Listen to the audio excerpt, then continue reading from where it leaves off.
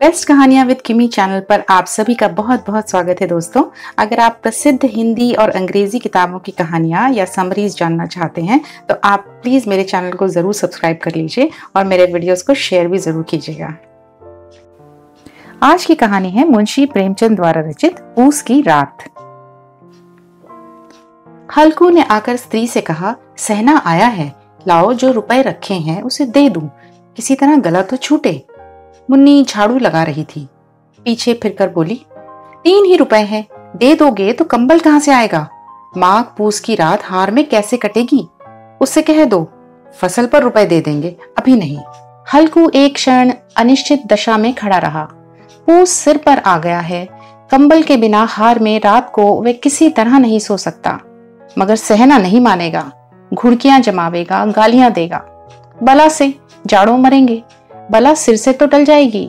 वह सोचता हुआ वह अपना भारी भरकम डील लिए हुए स्त्री के समीप आ गया और खुशामद करके बोला, ला दे दे, गला तो छूटे, कंबल के लिए कोई दूसरा उपाय सोचूंगा।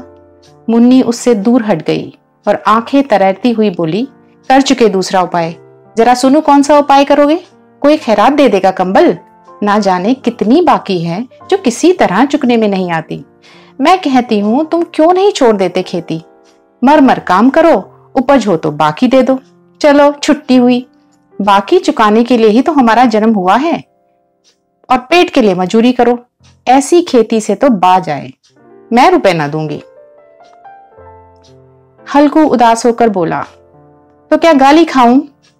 मुन्नी ने तड़प कर कहा, गाली क्यों देगा, क्या उसका राज है? मगर यह कहने के साथ उसकी तनी हुई भौहें ढीली पड़ गईं। हल्कू के उस वाक्य में जो कठोर सत्य था वह मानो एक भीषण जंतु की भांति उसे घूर रहा था। उसने जाकर आले पर से रुपए निकाले और लाकर हल्कू के हाथ पर रख दिए। फिर बोली, तुम छोड़ दो अब ये खेती, मजूरी में सुख से एक रोटी खाने को तो मिलेगी, किसी की धौंस तो न सहनी पड़ेगी। अच्छी खेती है, मजूरी करके लाओ और उसी में झोंक दो, उस पर ये धौंस। हल्कू ने रुपए ले लिए और इस तरह बाहर चला मानो अपना हृदय निकाल कर देने जा रहा हो। उसने मजूरी से एक एक पैसा काट काट कर 3 रुपए कंबल के लिए जमा किए थे और आज वे निकले जा रहे थे। एक एक पग के साथ उसका मस्तक अपनी दीनता के भार से दबा जा रहा था। पूस की अंधेरी रात, आकाश पर तारे ठिठुरते हुए मालूम होते थे। हल्कू अपने खेत के किनारे ईख के पत्तों की एक छतरी के नीचे बांस के खटोले पर अपनी पुरानी गाढ़े की चादर ओढ़े कांप रहा था। खाट के नीचे उसका संगी कुत्ता छबरा पेट में मुंह डाले सर्दी से कूं कूं कर रहा था। दोनों में से एक को भी नींद न आती थी। हल्कू ने घुटनियों को गर्दन से चिपकाते हुए कहा, क्यों छबरा, जाड़ा लगता है? कहता तो था घर में पुआल पर लेट रहे, तो यहाँ क्या लेने आए थे? अब खाओ ठंड, मैं क्या करूं? जानते थे मैं यहाँ हलवा पूरी खाने आ रहा हूं, दौड़े दौड़े आगे आगे चले आए, अब रो नानी के नाम को। झबरा ने पड़े पड़े दुम हिलाई और अपनी कूं कूं को दीर्घ बनाता हुआ एक बार जम्हाई लेकर चुप हो गया। उसकी श्वान बुद्धि ने शायद ताड़ लिया, स्वामी को मेरी कूं कूं से नींद नहीं आ रही है। हल्कू ने हाथ निकालकर झबरा की ठंडी पीठ सहलाते हुए कहा, कल से मत आना मेरे साथ, नहीं तो ठंडे पड़ जाओगे। ये रान पछुआ न जाने कहां से बर्फ लिए चली आ रही है। उठूं एक चिलम भरूं, किसी तरह रात तो कटे। 8 चिलम पी चुका, यह खेती का मजा है। और एक एक भाग्यवान ऐसे पड़े हैं जिनके पास जाड़ा जाए तो गर्मी से घबरा कर भागे। मोटे मोटे गद्दे, लिहाफ, कंबल, मजाल है कि जाड़े का गुजर हो जाए। तकदीर की खूबी है, मजूरी हम करें, मजा दूसरे लूटें। हल्कू उठा और गड्ढे में से जरा सी आग निकालकर चिलम भरी। झबरा भी उठ बैठा।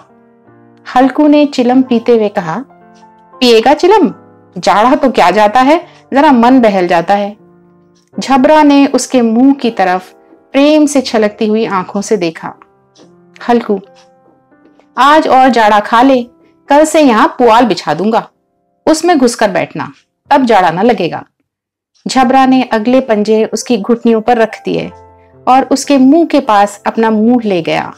हल्कू को उसकी गर्म सांस लगी। चिलम पीकर हल्कू फिर लेटा और निश्चय करके लेटा कि चाहे जो कुछ हो जाए अब की सो जाऊंगा। पर एक ही क्षण में उसके हृदय में कंपन होने लगा। कभी इस करवट लेटता, कभी उस करवट, पर जाड़ा किसी पिशाच की भांति उसकी छाती को दबाए हुए था। जब किसी तरह ना रह गया तो उसने झबरा को धीरे से उठाया और उसके सिर को थपथपाकर अपनी गोद में सुला लिया। कुत्ते की देह से न जाने कैसी दुर्गंध आ रही थी, पर वह उसे अपनी गोद में चिपकाए हुए सुख का अनुभव कर रहा था, जो इधर महीनों से उसे न मिला था। झबरा शायद समझ रहा था कि स्वर्ग यही है, और हल्कू की पवित्र आत्मा में तो उसे कुत्ते के प्रति घृणा की जरा सी गंध न थी। अपने किसी अभिन्न मित्र या भाई को भी वह इतनी ही तत्परता से गले लगाता। वह अपनी दीनता से आहत न था जिसने उसे आज इस दशा में पहुंचा दिया। नहीं, इस अनोखी मैत्री ने जैसे उसकी आत्मा के सब द्वार खोल दिए थे और उसका एक एक अणु प्रकाश से चमक रहा था। सहसा झबरा ने किसी जानवर की आहट पाई। इस विशेष आत्मीयता ने उसमें एक नई स्फूर्ति पैदा कर दी थी, जो हवा के ठंडे झोंकों को तुच्छ समझती थी। वह झपट कर उठा और छतरी के बाहर आकर भौंकने लगा। हल्कू ने उसे कई बार चुमकार कर बुलाया, पर वह उसके पास ना आया। हार में चारों तरफ दौड़ दौड़ कर भौंकता रहा। एक क्षण के लिए आ भी जाता तो तुरंत ही दौड़ता। कर्तव्य उसके हृदय में अरमान की भांति उछल रहा था। 1 घंटा और गुजर गया। रात ने शीत को हवा से धधकाना शुरू किया। हल्कू उठ बैठा और दोनों घुटनों को छाती से मिलाकर सर को उसमें छिपा लिया। फिर भी ठंड कम न हुई। ऐसा जान पड़ता था सारा रक्त जम गया है। धमनियों में रक्त की जगह हिम बह रहा है। उसने झुककर आकाश की ओर देखा। अभी कितनी रात बाकी है। सप्तऋषि अभी आकाश में आधे भी नहीं चढ़े। ऊपर आ जाएंगे तब कहीं जाकर सवेरा होगा। अभी पहर भर से ऊपर रात है। हल्कू के खेत से कोई एक गोली के टप्पे पर आमों का बाग था। पतझड़ शुरू हो गई थी। बाग में पत्तियों का ढेर लगा हुआ था। हल्कू ने सोचा, चलकर पत्तियां बटोरूं और उन्हें जलाकर खूब तापूं। रात को कोई मुझे पत्तियां बटोरते देखे तो समझे कोई भूत है, और कौन जाने कोई जानवर ही छिपा बैठा हो। मगर अब तो बैठे नहीं रहा जाता। उसने पास के अरहर के खेत में जाकर कई पौधे उखाड़ लिए और उनका एक झाड़ू बनाकर हाथ में सुलगता हुआ उपला लिए बगीचे की तरफ चला। झबरा ने उसे आते देखा तो पास आया और दुम हिलाने लगा। हल्कू ने कहा, अब तो रहा नहीं जाता झबरू, चलो बगीचे में पत्तियां बटोर कर तापें। टाठे हो जाएंगे तो फिर आकर सोएंगे। अभी तो बहुत रात बाकी है। झबरा ने कूं कूं करके अपनी सहमति प्रकट की और आगे आगे बगीचे की ओर चला। बगीचे में खूब अंधेरा छाया हुआ था और अंधकार में निर्दय पवन पत्तियों को कुचलता हुआ चला जाता था। वृक्षों से ओस की बूंदें टप टप नीचे टपक रही थी। एकाएक एक झोंका मेहंदी के फूल की खुशबू लिए हुए आया। हल्कू ने कहा, कैसी अच्छी महक आई झबरू, तुम्हारी नाक में भी सुगंध आ रही है। झबरा को कहीं जमीन पर पड़ी एक हड्डी मिल गई थी, उसे निचोड़ रहा था। हल्कू ने आग जमीन पर रख दी और पत्तियां बटोरने लगा। जरा देर में पत्तियों का एक ढेर लग गया। हाथ ठिठुरे जाते थे, नंगे पांव गले जाते थे और वह पत्तियों का पहाड़ खड़ा कर रहा था। इसी अलाव में वह ठंड को जलाकर भस्म कर देगा। थोड़ी देर में अलाव जल उठा। उसकी लौ ऊपर वाले वृक्ष की पत्तियों को छू छू कर भागने लगी। उस अस्थिर प्रकाश में बगीचे के विशाल वृक्ष ऐसे मालूम होते थे मानो उस अथाह अंधकार को अपने सिरों पर संभाले हुए हों। अंधकार के उस अनंत सागर में यह प्रकाश एक नौका के समान हिलता हुआ जान पड़ता था। हल्कू अलाव के सामने बैठा आग ताप रहा था। एक क्षण उसने दोहर उतारकर बगल में दबा ली और दोनों पांव फैला दिए, मानो ठंड को ललकार रहा हो। तेरे जो जी में आए सो कर। ठंड की असीम शक्ति पर विजय पाकर वह विजय गर्व को हृदय में छिपा न सका था। उसने झबरा से कहा, क्यों झबरा, अब ठंड नहीं लग रही? झबरा ने कूं कूं करके मानो कहा, अब क्या ठंड ही लगती रहेगी? पहले यह उपाय न सूझा, नहीं तो इतनी ठंड क्यों खाते? अच्छा आओ, इस अलाव को कूद कर पार करें, देखें कौन निकल जाता है। अगर जल गए बच्चा तो मैं दवाना करूंगा। झबरा ने उस अग्नि राशि की ओर कातर नेत्रों से देखा। मुन्नी से कल न कह देना, नहीं तो लड़ाई करेगी। यह कहता हुआ वह उछला और अलाव के ऊपर से साफ निकल गया।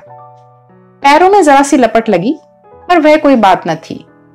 झबरा आग के इर्द गिर्द घूमकर उसके पास जा खड़ा हुआ। हल्कू ने कहा, चलो चलो ऊपर से कूद कर जाओ।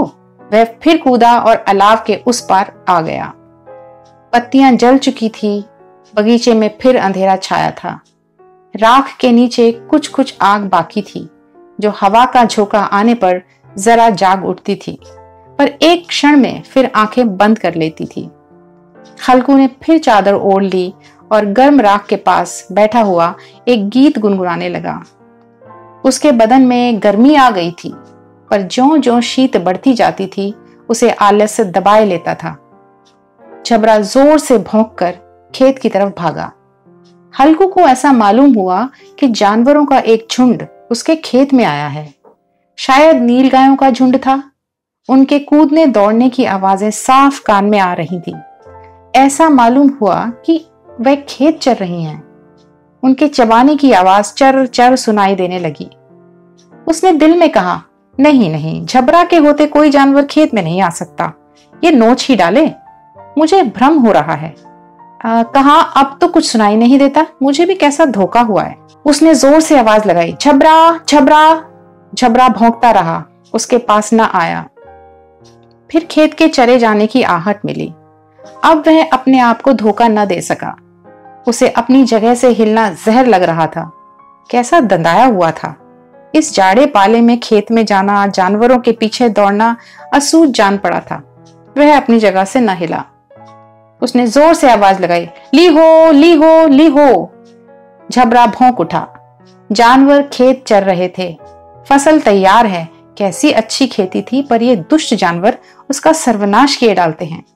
हल्कू पक्का इरादा करके उठा और 2-3 कदम चला, पर एकाएक हवा का ऐसा ठंडा चुभने वाला बिच्छू के डंक सा झोंका लगा कि वो फिर से बुझते हुए अलाव के पास आ बैठा और राख कुरेद कर अपनी देह को गरमाने लगा। झबरा अपना गला फाड़े डालता था। नील गायें खेत का सफाया किए डालती थीं और हल्कू गर्म राख के पास शांत बैठा हुआ था। अकर्मण्यता ने रस्सियों की भांति उसे चारों तरफ से जकड़ रखा था। उसी राख के पास जमीन पर वह चादर ओढ़कर फिर सो गया। सवेरे जब उसकी आंख खुली तब चारों तरफ धूप फैली हुई थी और मुन्नी कह रही थी, क्या आज सोते ही रहोगे? यहां आकर रम गए और उधर सारा खेत चौपट हो गया है। हल्कू ने उठकर कहा, क्या तू खेत से होकर आ रही है? मुन्नी बोली, हाँ, सारे खेत का सत्यानाश हो गया। भला ऐसे भी कोई सोता है? तुम्हारे मड़ैये डालने से क्या हुआ? हल्कू ने बहाना किया, मैं मरते मरते बचा और तुझे अपने खेत की पड़ी है। पेट में ऐसा दर्द हुआ कि मैं जानता हूं। दोनों फिर खेत की डांड पर आए। देखा सारा खेत रौंदा पड़ा हुआ है और झबरा मड़ैया के नीचे चित लेटा है, मानो प्राण ही न हो। दोनों खेत की दशा देख रहे थे। मुन्नी के मुख पर उदासी छाई थी, पर हल्कू प्रसन्न था। मुन्नी ने चिंतित होकर कहा, अब मजूरी करके मालगुजारी करनी पड़ेगी। हल्कू ने प्रसन्न मुख से कहा, रात को ठंड में यहां सोना तो ना पड़ेगा। तो ये थी आज की कहानी। अगले वीडियो में आपसे बहुत जल्दी ही मिलती हूँ एक नई कहानी के साथ। तब तक के लिए बाय बाय।